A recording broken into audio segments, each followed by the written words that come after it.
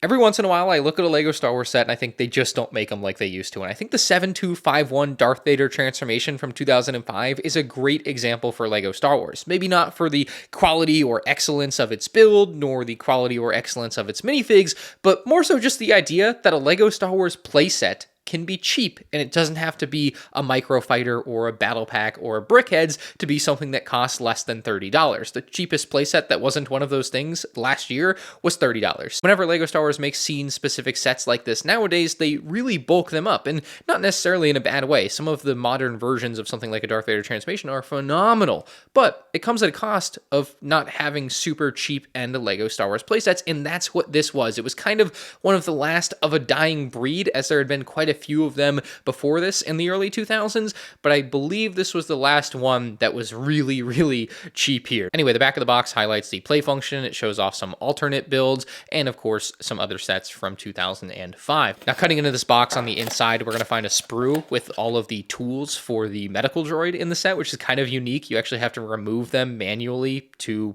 use them, kind of different than what you might be used to with a Lego build experience. We've also got a single bag with most of the other parts for the build, the instructions, and a plate included. So for those of you who didn't have this set back in the day, yeah, kind of unique. Anyway, with all of that out of the way, let's take a look at our minifigures. And interestingly, on the box, they do name them separately. You have Anakin Skywalker and Darth Vader, although I think it could be argued that Palpatine did name Anakin Darth Vader a little bit earlier in the movie, and therefore both of these characters should technically be Darth Vader, although I think I personally do align with the idea that he's not truly Darth Vader until that mask goes on at the end of Revenge of the Sith. Anyway, as far as the actual minifigs go, I don't think they're that great. This is obviously supposed to be Anakin after he's lost an arm and both legs, and he is supposed to be really beat up, and the face represents that, certainly, but I think the torso definitely lacks like any burn marks or anything. That's something that definitely needed to be here, and obviously the legs and arm. I guess having them be black is pretty representative of them not being there. I think that's the idea, but at the same time, I think future iterations of this figure did it better. And the face, interestingly, is very similar to the Darth Vader face.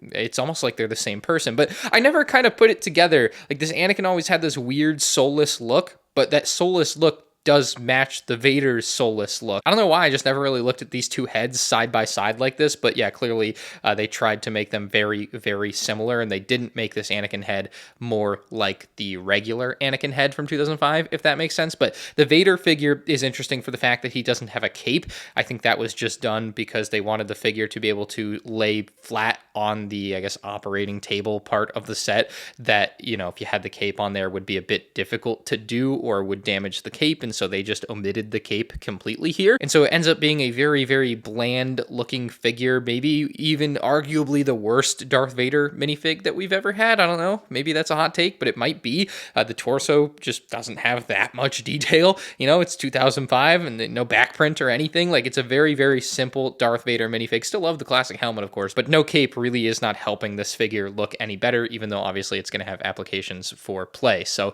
speaking of that, let's take a look at the actual playset build. So as I kind of implied, the build is very small and, you know, fits in the palm of my hand.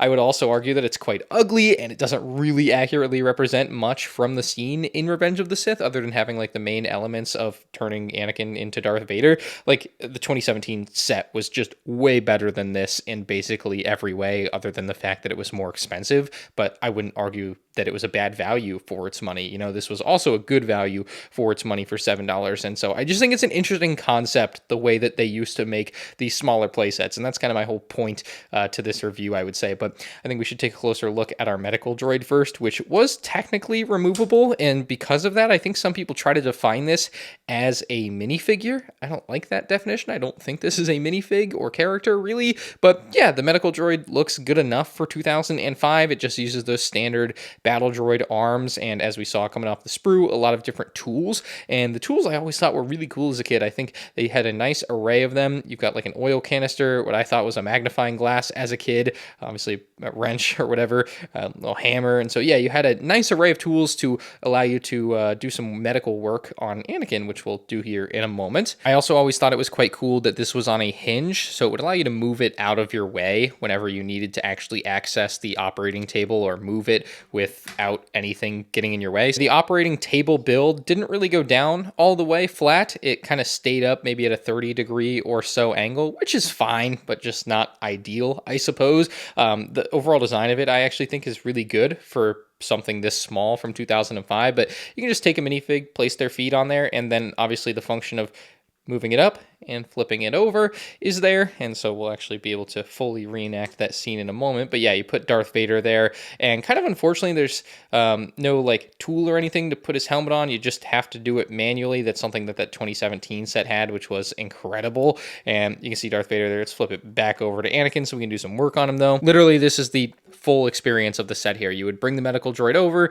have it, give Anakin some oil or whatever, use his wrench, use a hammer. You can twist this around. It is not really going to fall off either because there's a rod that runs through this, so you don't have to worry about this top part falling as you twist it. So they actually constructed it quite nicely for 2005. Get the hammer in there, move that up, and then whenever you're done turning Anakin into Darth Vader, you would just slightly lift this whole thing up and spin it over. And now Anakin is Darth Vader, and it's that simple. And you can even lift it up like that iconic scene where he lifts up, stands up, and then breaks out and yells no or whatever. So I think there's a lot to this set for $7, maybe more so than any other $7 playset in Lego Star Wars history. Given that this set sealed costs about $100 in today's money, I wouldn't necessarily recommend rushing out to buy it unless you really, really want this set, and maybe that used would be a better option for you, save you some money. But it's still pretty cool. I think for its time in 2005, I would give it something like an 8 out of 10. I just really wish they had done a better job with the figures. They're just not that great. And the build still, the build is really good for its time and for its price. It's just, they've done much better versions of this set since then. And this was, again, the last of a dying breed. So let me know what you think about this Darth Vader transformation set in the comment section below. If you enjoyed the review, hit the like button. You can check out other 2005 set reviews on the end screen now.